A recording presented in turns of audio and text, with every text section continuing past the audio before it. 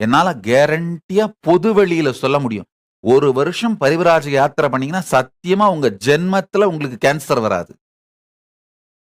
உடலை புதுப்பித்துக் கொள்ளக்கூடிய சக்தி மிக உச்ச நிலையை அடைந்து விடும். உடலை புதுப்பிக்கக்கூடிய சக்தி குறையும் பொழுதுதான் புற்றுநோய் மாதிரி வியாதிகள்லாம் வர்றதுங்கய்யா. உடனே என்கிட்ட வந்து கேட்காதீங்க, ரமண மகரிஷிக்கு கேன்சர் வந்தது, ராமகிருஷ்ணருக்கு வந்தது, ராம் சூரத்குமாருக்கு வந்ததுன்னு. அவர்களுக்கு வந்த கேன்சர் எல்லாம் வேற. அவங்க வந்து உடம்ப விடணும்னு முடிவு பண்ணிட்டு விட்டுட்டாங்க. அதுக்கப்புறம் கேன்சர் வந்தது. அவர்கள் உடலை விட்ட பிறகுதான் கேன்சர் வந்தது. கேன்சர் வந்து அவங்க உடம்ப விடல. இப்ப என் கையில ஒரு கப்பு வச்சிருக்கேன், பீங்கான் கப்பு.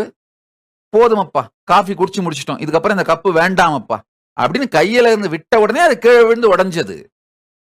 அது மாதிரி ரமண மகரிஷியோ, ராமகிருஷ்ணரோ, ராம் சூரத்குமாரோ அவங்க வந்த நோக்கம் முடிந்து விட்டது, போதும்னு அந்த உடலை விடுவதுன்னு சங்கல்பம் பண்ண பிறகு அது கேன்சரோ மத்த வியாதிகளோ வந்து அந்த உடம்பு இயற்கையோடு கலந்தது. அவ்வளவுதான்.